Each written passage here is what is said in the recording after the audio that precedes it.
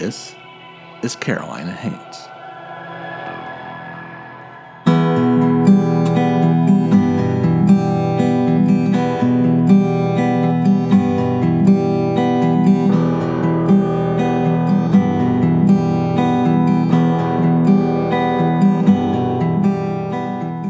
Carolina Haints presents Folk, a show about our stories. I'm your host, Dan Sellers.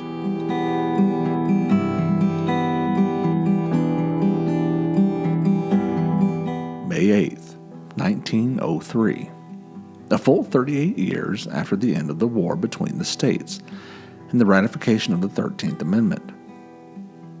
An unusual Portuguese ship ran aground off the coast of Ocracoke Island. As the great ship approached the port, Ocracokers noticed that the deck was packed with African immigrants speaking in a strange tongue. They also found that crew members were beating the passengers with clubs.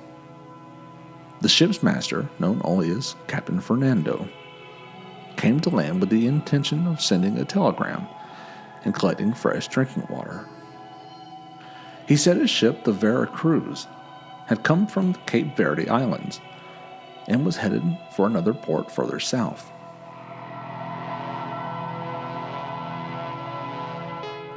A group of government officials and revenue agents were summoned to inspect the Vera Cruz, and that's when Fernando started to get nervous. Was he perhaps a wanted man? Well, maybe not quite yet. He was in possession of a large, black bag filled with unusual items that he kept close by. When he was questioned about the contents of the Vera Cruz's cargo, he was able to produce dozens of tall jugs made of stone that contained gin from Holland. Over the coming days, the crew of the Vera Cruz used the jugs as a bartering tool with native Ocracokers. Captain Fernando had initially asked to come inland to send a telegram to the ship's owners and update them on their journey, but as word of the government officials spread, Fernando asked a few local men to take him to the nearest train station in Belhaven. It said he boarded the train headed north and was never heard from again on the Outer Banks, abandoning his ship and its cargo. And what about this cargo? When the government officials finally made their way to the beach on Ocracoke Island, they met with the 325 passengers. All they had were the clothes on their backs. They had given their valuable possessions to Fernando for safekeeping. He was storing everything of value in his black bag, which he kept close to his side. The bag that went with him up north. Yes, it seems that Fernando had swindled his human cargo. But to be fair, it could have been worse. No one knows exactly where the Vera Cruz was heading before it was abandoned on Ocracoke, but it's believed that Captain Fernando was involved in slave smuggling. It seems as though his plan was to trade his cargo with someone perhaps further south and was protected by the U.S. Constitution. By removing all their personal prized possessions, not only could he make off with the loot, but he also robbed them of their bargaining power.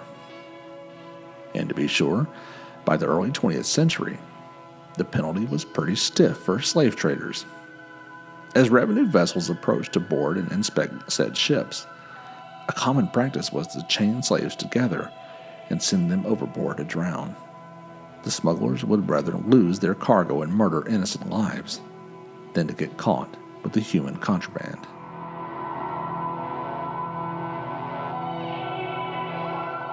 Yes, human trafficking has always been a problem. Of the 325 African passengers, only 50 had passports and would legally be allowed to enter the United States, settling throughout eastern North Carolina. However, it's believed the rest were packed onto boats and shipped back off to Cabo Verde. But the question of who Fernando was selling to remains a mystery. Who would have paid for and maintained slaves decades after the abolishment? And what of the slimy captain himself?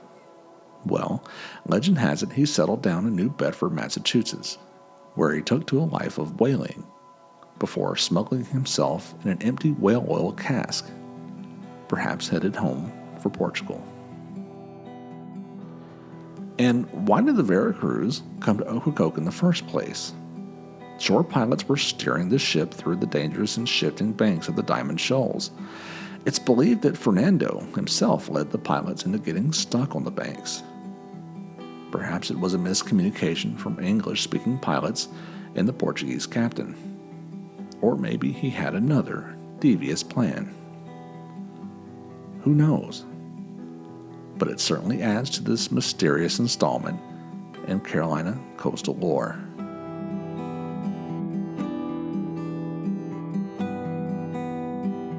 Folk is brought to you by Ocracoke Productions and Carolina Haints Incorporated, a nonprofit organization dedicated to promoting folklore storytelling throughout the Carolinas. You can learn more about us, including our book, Legends and Lore Markers, and upcoming tour dates on our website, carolinahaints.com. We'll be back next week with a new episode. Tune in then to keep the folk tradition of oral storytelling alive.